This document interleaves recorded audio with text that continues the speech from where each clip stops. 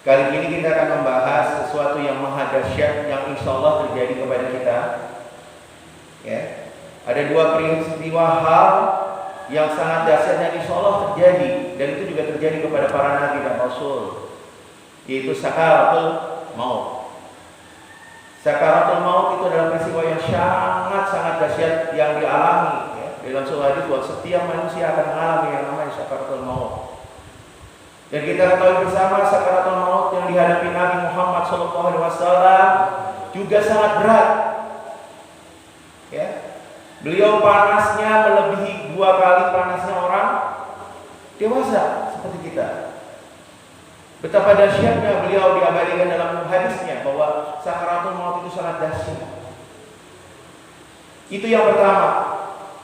Yang kedua adalah ketika kita memasuki alam barzah, kita akan ditanya oleh 2 orang malaikat. Ya, akan ditanya oleh 2 orang malaikat, dan itu sudah sangat dahsyat juga. Ya, sangat dahsyat juga peristiwa tersebut. Ya. Oleh sebab itu, maka Rasulullah SAW memerintahkan bagi orang yang hidup untuk menolong saudaranya yang mengalami sakaratul maut dengan mentalkinnya. Ya, dengan mentalkinnya. Begitu juga orang-orang yang sedang menghadapi 2 pertanyaan oleh 2 malaikat tersebut, maka kita juga menyuruh untuk mentalkinnya.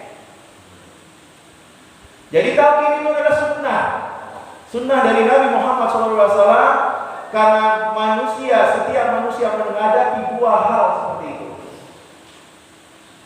Menghadapi 2 hal seperti itu. Maka sebagai manusia yang hidup saat ini, kita membantu mereka yang sedang mengalami sakaratul maut maupun yang sedang akan menghadapi pertanyaan-pertanyaan malaikat munkar dan nakir.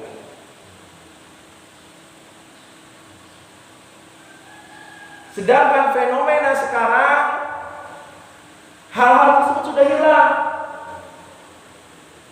Banyak orang yang justru mendiamkan orang ketika menghadapi sakaratul maut. Begitu juga banyak orang yang setelah dikubur tidak ada talqin mayit. Fenomena ini sungguh sangat di luar sunnah Nabi Muhammad SAW.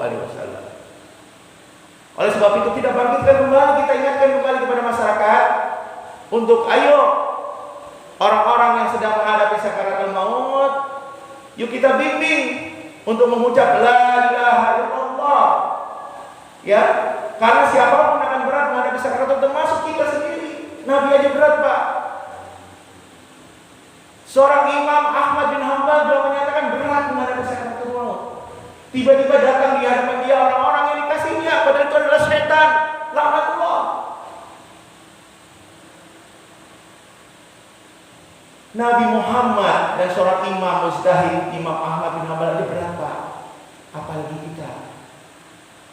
Oleh sebab itu, yuk mari kita sama-sama belajar kembali, kita memahami kembali apa itu talqin. Ya. Karena ada beberapa pendapat yang menyatakan itu makruh, bahkan mengatakan itu bid'ah, padahal itu sunnah Nabi, Pak. Nanti mungkin periode kedua saya akan jelaskan hadis Nabi yang berkaitan dengan talqin mayit. Jadi talqin mayit itu bukan bid'ah, Pak. Di mazhab Syafi'i itu sunnah. Ini sebutkan dari kita. Mazhab Syafi'i yang kita anut di sini